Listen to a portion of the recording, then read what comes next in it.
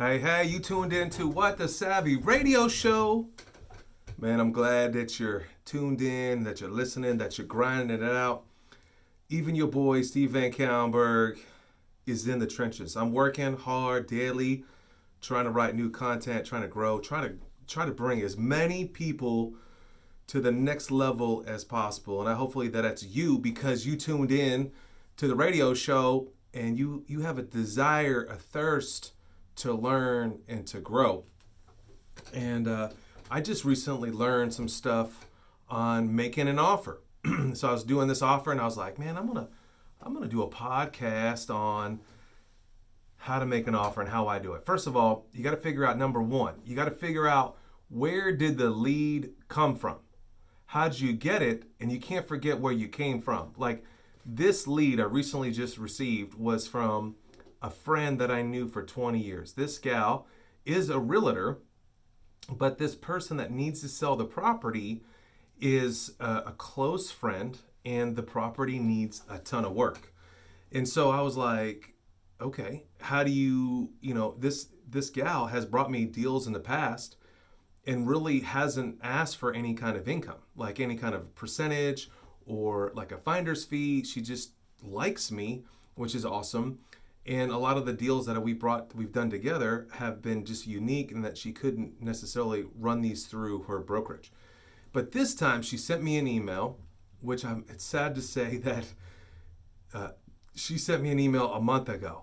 And that's boo-boo, no. You've got to get on deals ASAP. Ricky. And that's not the rapper. I just found out about ASAP somebody. That ain't me. But here's the deal.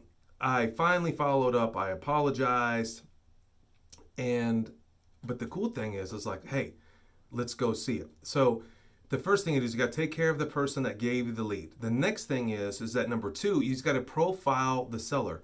Why are they selling? Now, this friend that brought me this deal, she was able to kind of fill me in on the situation. Well, basically, this person is getting older in age and wants to downsize. And when you think of that, and I don't know about you, in my mind, I'm like, what does that mean? How old are they? What do you mean by downsize? Like, are they 80 years old and they can't cut the grass anymore? Or are they 55-year-old person that wants to live free, just like live like a vagabond and travel? Well, this individual, I didn't know that until I went onto the property. She was living in this kind of bigger house all by herself. Her kids were in their 30s. And she was tired of maintaining it. And I think economically and timely, she wasn't able to sustain it. So, but the problem is she does not have the money to fix it up, to sell the property at value, and to get the best amount of money. So I was like, okay, let's set it up. And so that day I'm on it. She's like, let's go see it. So I went, this was yesterday. I went and looked at it. And the first thing I did was I just was kind of built rapport. So one, you want to profile the seller. Where are they coming from? Why are they selling the property? What's the plan? And what's the objective for her? So this seller's objective is to get some money and move into an apartment or possibly purchase a property later in time, but basically reboot, reset, start fresh after visiting the property. And when you visit the property, here's the key things on visiting the property. You need to build rapport. You need to be a professional. You need to come across as a professional, AKA an expert. And then you need to just let the dominoes lay where they lay. Like, don't come in there. You got to build rapport. So I was just visiting with her. I first of all, I was like, what I normally say, how is everything going? Is there a timetable? When do you want to move? And come to find out that, she was divorced, that she basically was kind of forced to live on this property for a long period of time. And it was about time for her. I'm assuming she's like maybe near 50 or over 50. I couldn't really tell she was an attractive person, but I know that I got the gist that it's let me do me. This whole millennial let me do me stuff. Well, that's but not in a negative way. And it was like, man, I was kind of trying to empower her and say, yes, you need to do you. Why are you keeping this property going when it's not going to fulfill? So I just kind of built rapport for a few minutes, walked around. And then what was interesting is that she wanted just to not show me the property. So you got to pick up on clues. She's like, I'm going to be over here organizing, and I want you guys go look around. And so the friend that got the referral, which was a realtor, she visited with her. And so I was kind of showing the property by myself. And it was just a very interesting, single mom type environment, not a lot of income. And I'm like and I was like, of course, you always want to ask before you touch anything, before you open a door, before you go into doing any room. And so I went to the kitchen. I was a little shocked in the kitchen. There's a little things that I noticed. And I was like, okay, I didn't want to say anything. I'm like, what you're doing at this point in time is that you're trying to decipher what's going on here. Is she in need of money? Is she a dirty person? Like, you want to figure out everything you can just by soaking it all in. And then I was like, I walked out. I was like, can I enter the garage? And she's like, yes. And so she walked over there, turned on the light, and I went into the garage. And then boom, it slapped me in the face. There was a ton of termite damage. And so I was like, ooh, how do I handle this one? Now, years ago, I used to be the hammer. I just call it the hammer. There's a guy that works with us. We call him the hammer. And when we ask him to tear stuff out, he tears it out. That's not necessarily the right thing. So affectionately, I'm saying the hammer. I got cash. I can close fast. And I think that's a great technique, and certain people do it well. And I think I built my empire based on doing it that way. I got cash. I can close. But in this situation, this would not work. I would lose the sale. I would be aggressive. So I had to tread lightly here because obviously she's been living in the property for 20 years. She has an objective. And have I really tuned into the objective? What do I want? Is it money? Or is it to solve her problem? What is her problem exactly? Now there's some clues after some questions. You got to ask the right questions, but there's some clues. She really didn't want to maintain the property anymore. And you could tell in a lot of the expenses, when you're a single mom and your water heater goes out, that's when predatory plumbers come along and charge you 2 G's to replace a plumber, to replace a water heater, and that would kill somebody. And so I could tell that this was getting overly too much for her to bear. So I didn't want to come out. Now, normally I would, if I'm looking at a property and I see some termite damage, I would lightly ask, hey, have you guys ever had a termite inspection? Everyone says no. And what happens that their mind starts thinking, ooh, why did he ask that? What's happening? Maybe I have termites. Well, yeah, that definitely is a technique you want to use if you genuinely have proof behind it. So then I just started getting paparazzi on them, and I just started taking blazing pictures of everything. And I'll get into that here in a minute. So I found a ton of termite damage all the way from the front of the house to the middle of the house and into one room. And that's real, the obvious signs that I saw, termite damage, but normally I would say something, but this time I didn't. So I went in, I walked through all the bedrooms, took all the pictures that I could. I didn't want to take a lot of pictures in front of someone. So you kind of have some social skill here. You don't want to just be like, depending on the environment, if it's hey, I'm selling this house, I want you to buy this house. Yeah, take a lot of pictures. But if it's like kind of like this lady's in transition, you kind of want to be sensitive. And also, sometimes you want to be sensitive. Some people might have new furniture or a flat screen TV, and they're like, they feel uncomfortable by you blasting out their photos, maybe potentially on the internet. You should usually ask. In this case, I didn't, but I normally ask, is it okay if I take pictures? And that usually opens the door to trust factor. Hey, he likes me enough or respects me enough to ask me these key questions. And so I did ask a loaded question. I asked, is there anything wrong with the property? Now, normally, if you're buying a property like that from an investor, they usually mum's the word. If you're buying a property and the tenants in the property, they go off. Yeah, this don't work, this don't work. That's the stuff I want to hear. When I asked this gal this question, it kind of changed the dynamic in the room. And this is when I stopped asking questions related to the property and I started asking questions related to the solution. What will this do for you if I buy this property from you? And then the other question is, when do you want to make this happen? I don't want to cause any more stress, meaning I don't want to put a pressure of closing on you. So you've got to really pick up on the clues. Back in the day, I got cash, I can close. Now it's like, hey, what's best for you? Let's create a win-win solution. Also, take as many pictures as possible. We're still on number 3. We're still walking around the property. Then I went outside. The realtor actually followed me outside. I was like, hey, I whipped out my phone. And then I was like, now I'm building a relationship with who? The person that's going to be communicating, the realtor. And I'm like, hey, I don't know if this gal knows this. And I'm assuming that she does, but it's obvious as heck. But here's these pictures. Here is these tunnels. There is obviously termite activity going on, or has been going on, and it's been going on for 10 or 15 years. And she probably doesn't have the resources to fix that. And I'm like, hey, this is an awkward situation. I really like this gal. I really want the property. That's another thing I think a lot of young people do, rookies. They don't ask for the property. I want the property. Lock it up.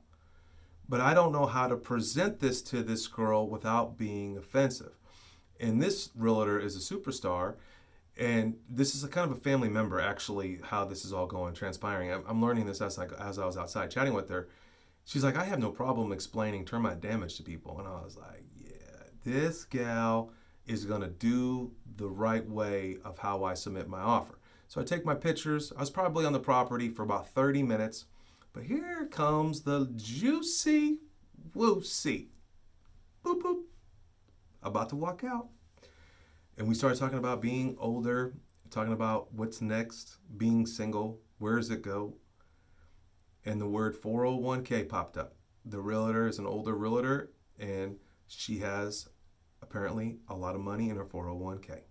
So in the middle of the living room, as I'm trying to buy this asset, I give them a 15-minute seminar on how to loan me money, and it's collateralized by the asset.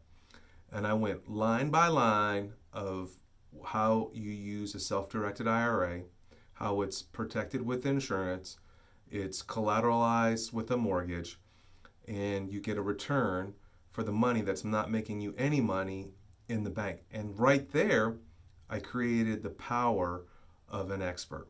I taught them something that they have never heard about.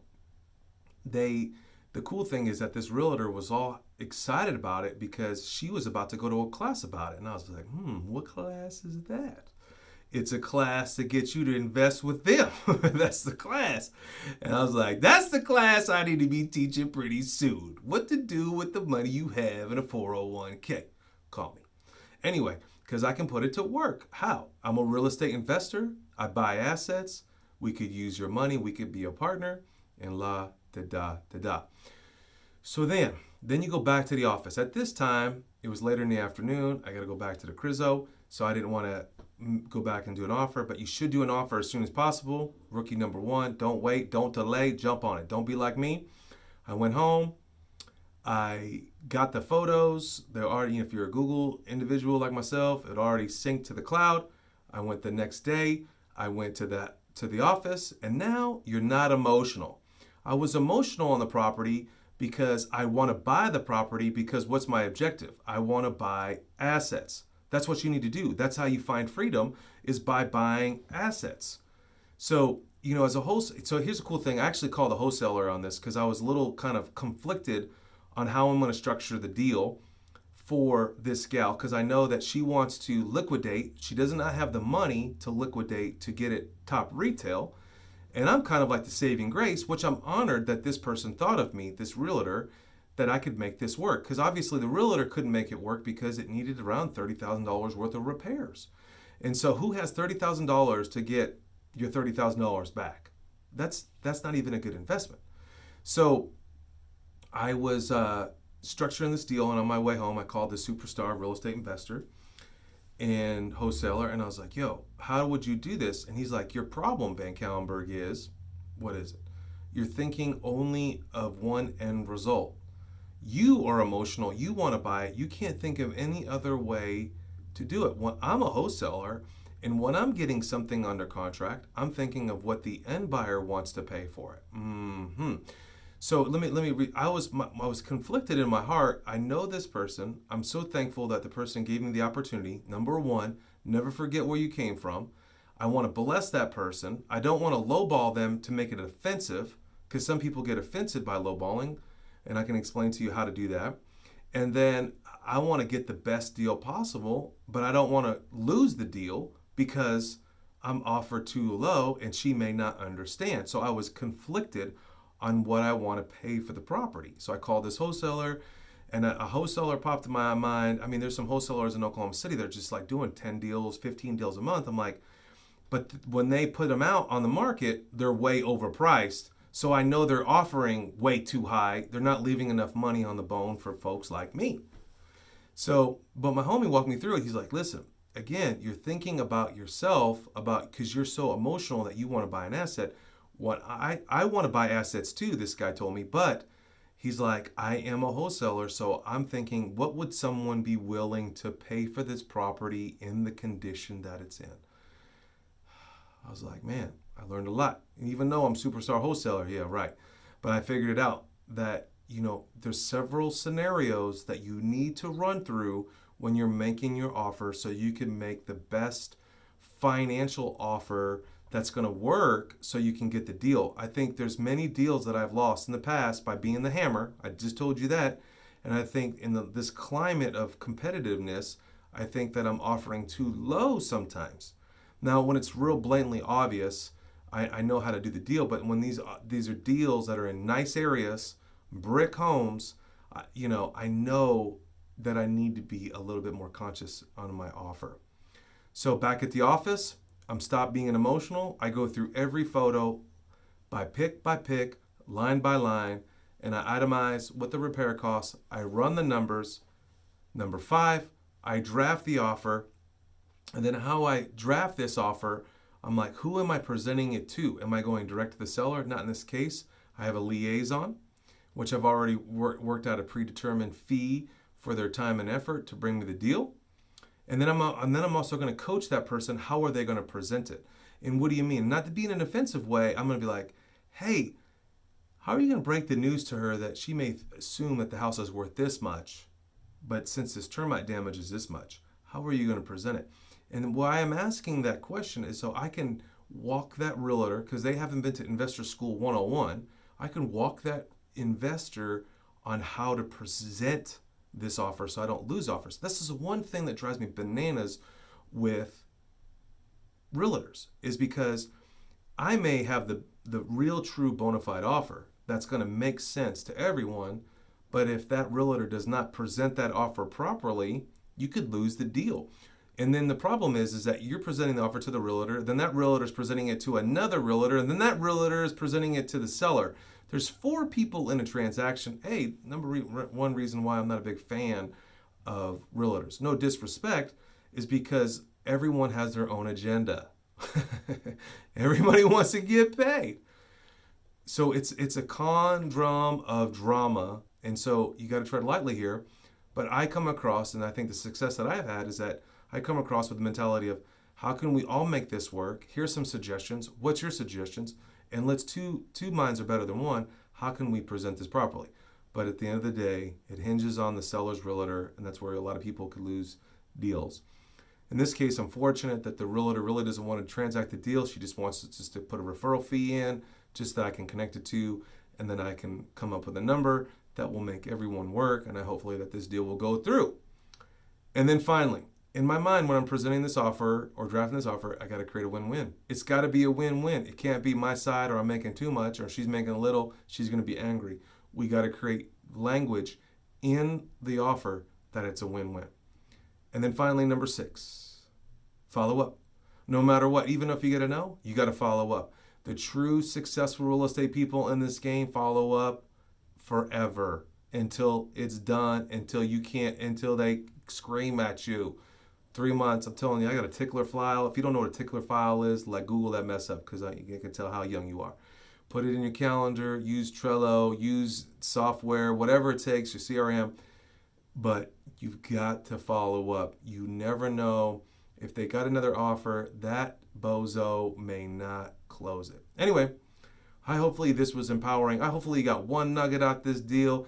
Or if I forgot something in this deal of process, let your boy know so I can do it on another podcast. I'd appreciate it. Hey, I'm not getting paid. I'm giving out the love and the grace that someone loved and give me grace. Won't you share this podcast with someone else? A young realtor. It's cool. I'm hanging out with some young realtors right now. He sent me, hey, this person is new. They need to learn more. Hey, send them the podcast. Get them rolling. Get them full of knowledge so they don't get stung, they don't get hurt. But when you save money and make money, what are you going to do? You're going to go buy assets. My name is Steve Van Kellenberg. You tuned in to the Savvy Radio Show or podcast.com, SAVVY podcast.com. Appreciate you. Money. Huh? Money. Yeah. I mean, I don't like it's.